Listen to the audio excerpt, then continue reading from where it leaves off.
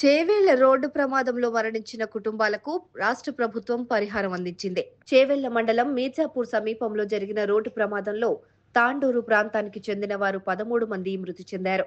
వీరికి ప్రభుత్వం తరపున 5 లక్షల రూపాయలు, ఆర్టీసీ తరపున 2 లక్షలు, మొత్తం 7 లక్షల రూపాయలను అందించారు. బుధవారం తాండూరు ఎమ్మెల్యే మనోహర్ రెడ్డి, జిల్లా additional collector Sudheer, Tandur sub collector Umashankar Prasad, RTC అధికారులతో కలిసి బాధితులకు చెక్కులను అందజేశారు.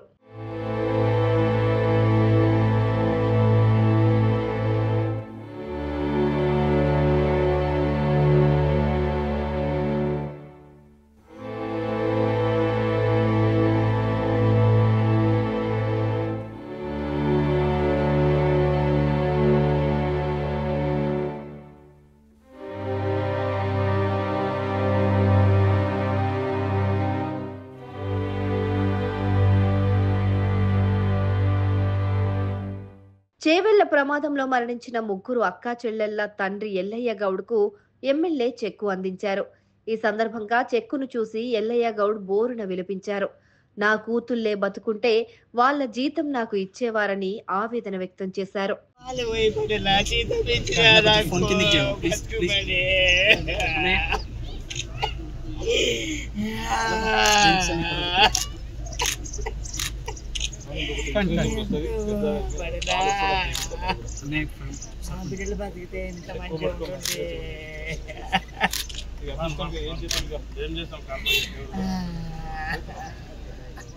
ఇక ఇందిరమ్మ కాలనీకి చెందిన సలేహా ఖలీద్ కుటుంబానికి, అలాగే విశ్వంభర కాలనీకి చెందిన తబస్సుం, వాల్మీకి నగర్ కు చెందిన వెంకటమ్మ కుటుంబానికి, పాత తాండూరుకు చెందిన ఆర్టీసీ డ్రైవర్ దస్తగిరి కుటుంబానికి కూడా చెక్కులు అందించారు.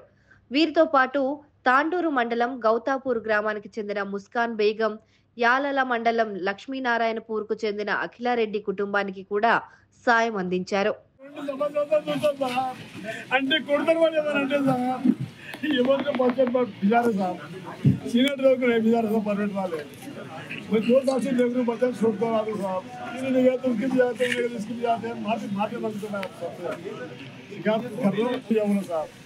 मेरे बच्चे मेरे साथ कल किसी के बच्चे नहीं मानो साहब, रिक्वेस्ट कर रहा हूँ मेरे साहब आप बात करते हैं.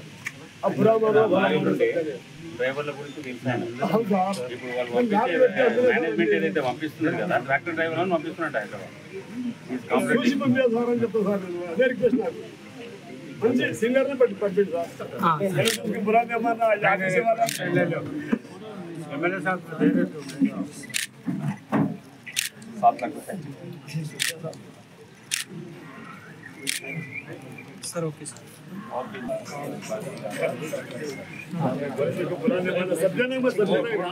అటు హాజీపూర్ గ్రామానికి చెందిన భార్యాభర్తలు లక్ష్మి, బందెప్పలు మరణించడంతో వాళ్ళిద్దరు పిల్లలు అనాథలయ్యారు. వీరికి కూడా ఎమ్మెల్యే చెక్కులను అందించారు. సీఎం రేవంత్ రెడ్డి ఆదేశాల మేరకు వారిద్దరి పిల్లలు శివాని, భవానీలను చదివించే బాధ్యత తనదేనని ఎమ్మెల్యే మనోహర్ రెడ్డి హామీ ఇచ్చారు. అలాగే వారికి ఇందిరమ్మ ఇల్లు కూడా ఇస్తామని చెప్పుకొచ్చారు.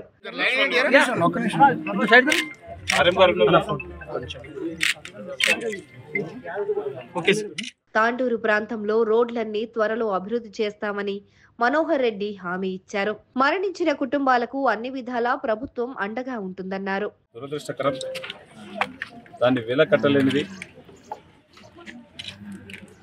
మనం పోయిన ప్రాణాలు మాత్రం తీసుకురాలేం, కానీ ఉన్నటువంటి వారికి ఒక భరోసా ఇవ్వాలా.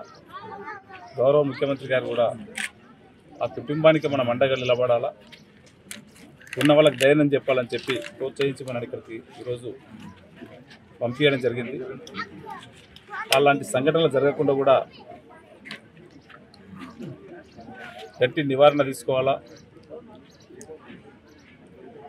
అది ఆర్టీసీ తప్పిదమా, టిప్పర్ తప్పిదమా, గౌరవ మంత్రి గారు కూడా అఫీషియల్ ఎంక్వైరీ కూడా వేయడం జరిగింది. ఆ రిపోర్ట్ వచ్చిన తర్వాత దానికి ఎవరి బాధ్యులైనా వారిపైన ఖచ్చితమైనటువంటి వారిపైన చర్య తీసుకోవడం జరుగుతూ ఉన్నది. ఇలాంటి చర్యలని తీవ్రంగా మళ్ళీ ఒకసారి జరగవద్దని చెప్పి ఆ భగవంతుని కోరుకుంటున్నాం.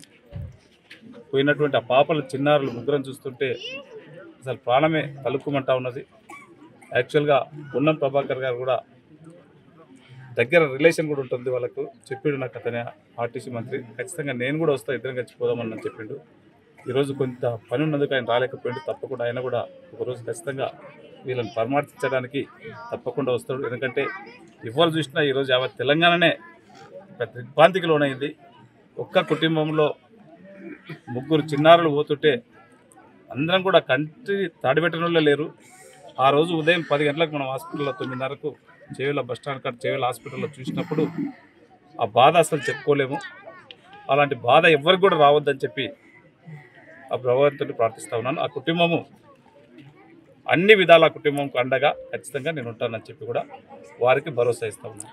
ఒక కుటుంబాన్ని చనిపోయినటువంటి ప్రతి ఒక్కరికి కూడా 5 లక్షల రూపాయలు గవర్నమెంట్ నుంచి ఎక్స్గ్రేషియా, ఆర్టీసీ నుంచి 2 లక్షల రూపాయలు తక్షణం ఇవ్వడం జరిగింది. ఈరోజు చనిపోయిన ప్రతి ఒక్కరికి.